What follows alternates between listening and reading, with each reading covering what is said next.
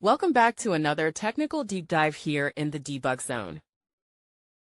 Today, we're tackling a big question and breaking it down with insights from other users. Hopefully, this clears up some misconceptions and helps you get the answer you need.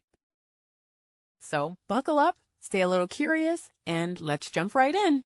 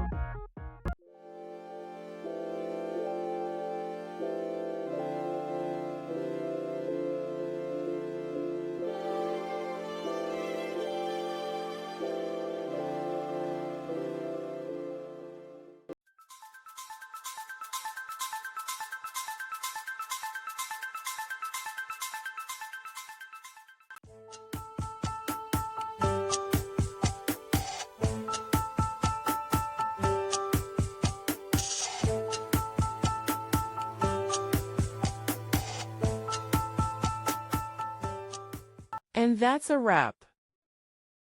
I hope you found the answer you were looking for. If you did, take a second to hit that subscribe button. It really helps out.